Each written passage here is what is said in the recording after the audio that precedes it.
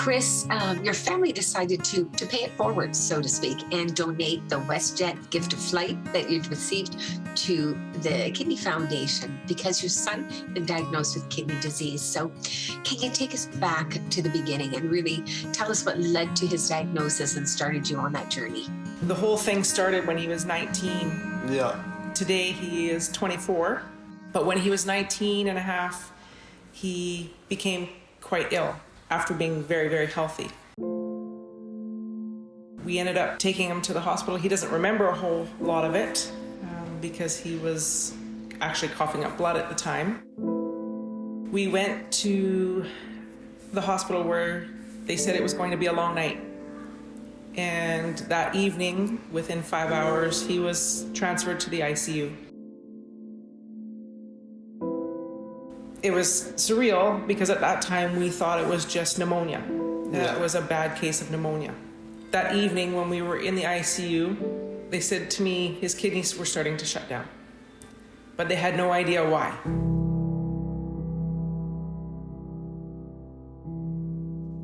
Within an hour after being in the ICU, the decision was made to put him on life support to keep him alive because he wasn't taking in oxygen and his kidneys were shutting down. The next day, the decision was made to take him to higher care and move him to a higher care facility, at which time we went to this facility, and the wonderful team of physicians there, especially a nephrologist that works at that hospital, said to me that she felt it was a disease called Goodpasture syndrome, which is a rare autoimmune disease, and most people have never heard of it, including doctors, because it is so rare.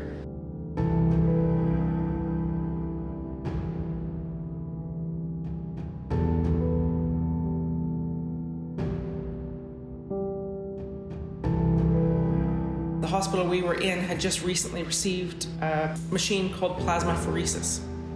What that does is it takes the blood out of your body, separates the plasma from your blood, and then you are donated new plasma to take the antibodies from this autoimmune disease out of your body in hopes of stopping it. Yeah.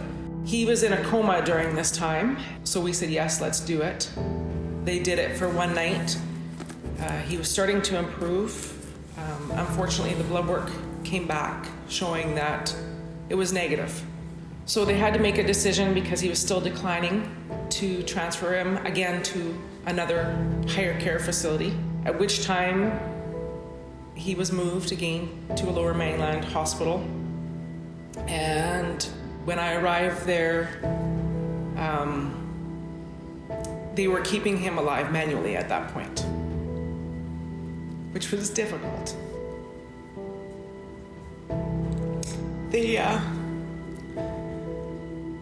At that point, they gave my son less than 5% chance of survival.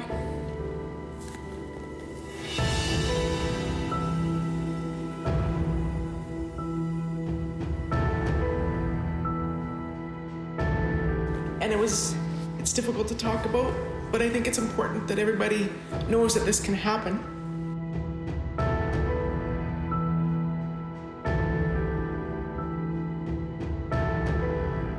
He stayed in that hospital for 8 weeks in a coma. During that time, he was continuously on dialysis. He was on life support. He was on every kind of medication that they could give him because they still didn't know what was causing his disease other than he had tested positive for a coronavirus that causes the common cold. So they thought that that was what it was.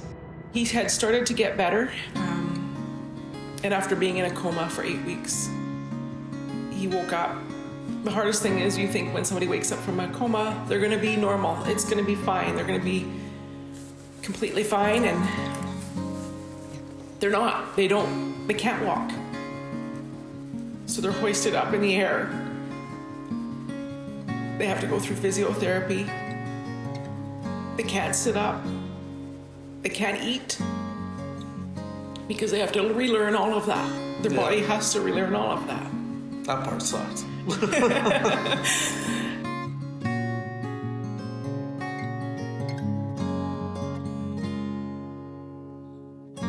He went through drug withdrawals because of all the medication that they had to give him in the hospital to keep him alive. And it was a journey. After 10 weeks, you were released from the hospital. Yeah.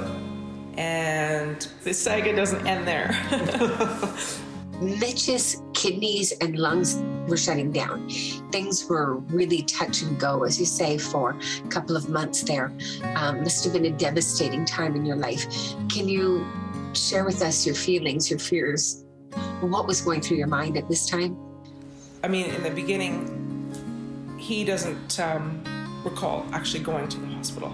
I remember seeing my cousin there, but that's about it. Because everything was hitting him so quickly, I guess that's the way of the body protecting itself, is to not allow you to remember that. So what he went through, he went from not remembering being sick to waking up with tubes in his mouth and waking up from a coma and not totally understanding where he was. I think that's more the frightening part for him. Is it's definitely more mental than physical pain that went on. My goodness. And how are you holding it together, Cris? Some days you can't. Some days it's hard. It's really difficult because that was just the first part of the journey, and the journey just kept continuing.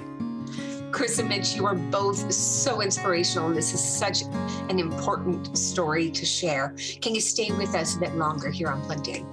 Absolutely. Yeah. Don't go anywhere. We'll be back talking more with Cris and Mitch in just a moment.